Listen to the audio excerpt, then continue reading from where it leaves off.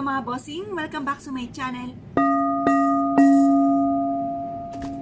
Kayo po ba mga bossing ko ay gumagawa ng mga iba't ibang klase ng ritual upang sa ganon higit kayo na swertihin at lumebel up ang inyo pong swerte?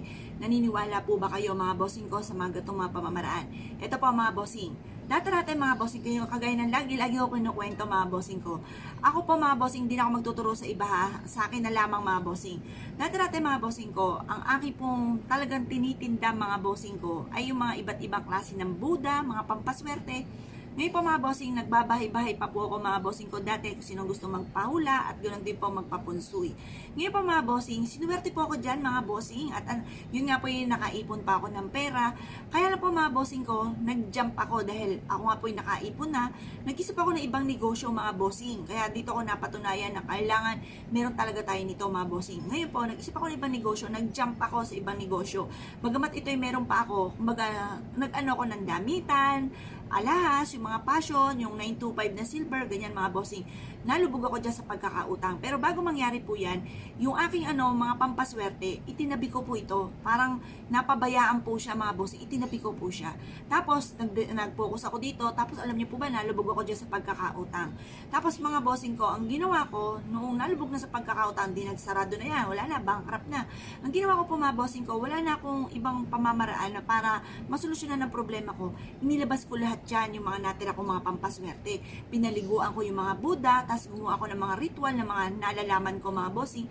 Yun nga po mga bossing ko ay may mga dumarating na hindi wala naman sa isipan ko mga bossing ko. Kagaya ng ako po yung nag-video, nag-vlog po ako. January 1, 1999, 2019 mga bossing ko.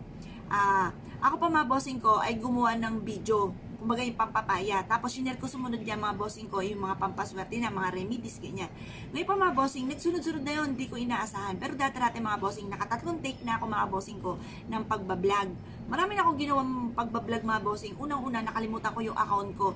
Tapos pangalawa, yun nga po, nakalimutan ko yung password ko, hindi ko na siya ma-open, hindi ko alam kung ano yung email kong ginamit po dyan, yung ano yung aking telephone number, mga ganyan mga bossing ko. Talagang walang swerte, di ba mga bossing?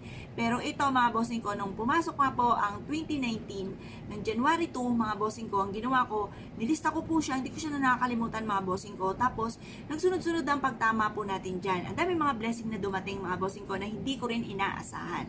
Ito lang po ang ginawa ko, nag-focus lang po ako. Ang ginawa ko sa mga Buddha ko, binarash ko, pinaliguan ko, binilid ko sinag ng araw, ipinasok ko sa loob ng aming tahanan. Tapos, araw-araw ko nagpapausok ng dahon ng laurel, pero ano na akong ginawa, bawang at shell na lagi-lagi ko sinasabi sa video, yun ang una-una ko nilagay sa wallet ko mga bossing. Tapos lagi yung positive lamang humarap ako sa may silangan at nagdadasal ng time team. At yun nga po mga bossing ko, hindi ako makapaniwala sa biglang nag-boom ang aking mga inaasahan ay simpleng-simple lang pero hindi ako makapaniwala sa mga naganap. Ngayon po mga bossing, subukan nyo rin po ito. Ako po mga bossing ko ay naglalagay ng asin sa ilalim ng aking dila, konting-konti lamang, habang ako'y nagdadasal sa gabi. Yun nga po yung panalangin ko na tinuro po sa akin ng aking lola, mga bossing ko. Yung Diyos ko po ako'y tutulog, bindisyonan niya rin loob upang hindi matakot sa masamang bungang tulog. Diyos ko po ako'y tutulog na, bindisyonan niya ring mata upang hindi magitla sa masamang alaala na tinuro ko rin sa aking mga anak, mga bossing.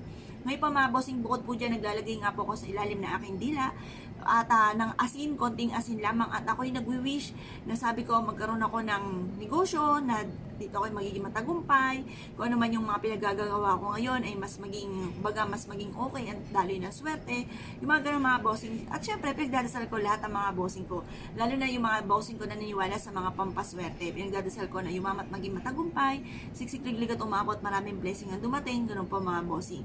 Hindi syempre mawawala mga bossing ko na laging naandyan. At alam ko po kayo, kahit hindi ko kayo lagi nakakausap, nakikita ko kayo sa mga komento at lagi kayo nandyan mga bossing. Araw-araw ko kayong pinagdadasal na lahat ang mga bossing ko ay maligtas saan man po sila naroroon at makamit nila kaagad ang kanilang mga pangarap, at kung may mga pagsubok ang pinagdadaanan ay pagdadaanan lamang at hindi tatambayan. Ngayon po mga bossing, subukan nyo rin po itong gawin dahil ito po isa sa mga subok na napakaswerte. At lagi yung tatandaan, huwag kayong maiinis sa mga pagsubok na pinagdadaanan nyo. Yung mga pagsubok na yan, yung pa magiging dahilan kung bakit tayo isuswertihin.